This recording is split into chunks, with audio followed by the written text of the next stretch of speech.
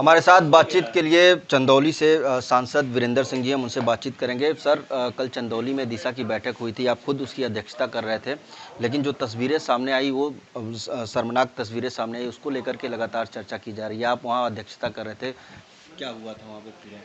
देखिए, दिशा कमेटी सरकार की योजनाओं की समीक्षा होती है। उसमें सरकार के द्वारा साल भर में किए गए कार्य को जनता के सामने परोसा जाता था। यह काम तो विपक्ष का था कि उसमें अवरोध उत्पन्न करे, लेकिन आश्चर्यजनक रूप से ऐसे जनप्रतिनिधि आ गए हैं जिनको जो संसदीय प्रणाली की कोई जानकारी है नहीं। वो अपने ही जो है पक्ष के, सत्ताई पक्ष के कार्यों का विरोध माने वो अव्यवधान डाल रहे थे। सवाल तब उठा जब भ्रष्टाचार के मुद्दे पर हमारे विधायक और सांसदों ने सवाल उठाए। प्रभु नारायण सिंह जी ने जब सड़क के, मुगल सराय में सड़क के चौड़ीकरण की बात की कि वहाँ पतलीकरण किया जा रहा है, तो इस पर हमारे मुगल सराय के विधायक बौखला गए। उस पर तू मैं होना शुरू हुआ।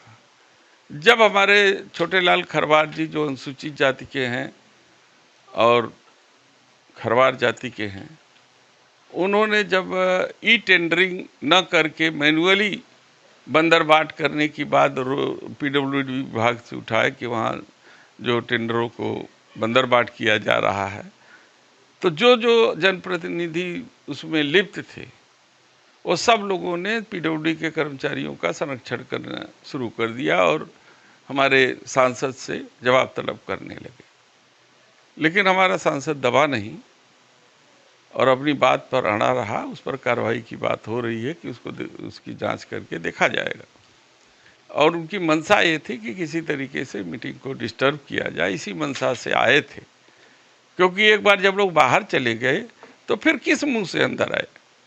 लेकिन सांसद जी, प्रभु नारायण यादव जो वहाँ से विधायक हैं, इसके अलावा बीजेपी विधायक जो रमेश जायसवाल हैं, उनके बीच जो तू मैं हुआ था, कहीं ना कहीं उसमें जो बाहुबल था वो दिख रहा था। लेकिन इन सब के बीच अधिकारियों के सामने जिस तरीके से जनप्रतिनिधि आपस में लड़ते हुए दिखाई दे रहे थे, उसको कैसे देखते हैं आप? वो तो जनप्रतिनिधि अपनी में जो लोग भ्रष्टाचार से लिप्त थे वो अधिकारियों का संरक्षण कर रहे थे और अधिकारी मजा ले रहे थे।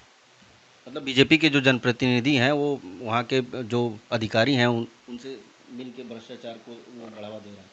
भाई, जब मिली भगत नहीं रहती तो उनका संरक्षण क्यों करते? तो मिली भगत थी तभी ना संरक्षण कर रहे थे। संभल के सीईओ हैं, उन्होंने बयान दिया था, आपने भी सुना होगा। रमज़ान और होली दोनों चल रहा है। उनका कहना था कि साल में 52 बार जुमा आता है और होली साल में एक बार आती है। तो जिनको आपत्ति हो वो अपने घर में रहें या तो फिर होली के साथ जो है नमाज भी अदा करें 2 बजे के बाद। मुख्यमंत्री ने उनके बयान का समर्थन किया है। वो कह रहे हैं कि वो पहलवान हैं। इस तरीके से, जिस तरीके से उन्होंने बोला है, मुख्यमंत्री योगी आदित्यनाथ पूरा समर्थन किए हैं। आप उस बयान को कैसे देखते हैं? भाई, हमारे भी दल में लगभग 90% पहलवान ही हैं और सीईओ जो है करीब 10,000 से ऊपर सीईओ होंगे पूरे उत्तर प्रदेश में। उनको तो केवल इसी काम के लिए भेजा गया है कि टुच्चई वाला बयान दे, तो वो बयान कर रहा है। एक अधिकारी को इस तरीके से बयान देना चाहिए। अब इससे बड़ा शब्द क्या मैं कह सकता हूँ कि टुच्चई वाला बयान दे रहा है। एक आखिरी सवाल, सुहेलदेव भारतीय समाज पार्टी के नेता हैं उमापति राजभर, उनके साथ जो हुआ उसके बाद अरुण राजभर का एक बयान आया था कि पीला गमछा का कोई अवहेलना करेगा, कोई पुलिस वाला अवहेलना करेगा तो उसकी आंखें नोच लेंगे। और इधर से योगी सरकार में मंत्री हैं दयाशंकर सिंह, वो कह रहे हैं कि पुलिस की तरफ कोई आंख उठाएगा तो उनका कलेजा निकाल लेंगे। राजनीति में इस तरीके का बयानबाजी हो रहा है, दोनों आपस में ही। भाई, ये तो माननीय ओम प्रकाश जी को सोचना है कि वो गठबंधन में है कि चाकरी कर रहे हैं। अगर जरा सा भी नैतिकता बची है तो उनको सरकार से हट जाना चाहिए।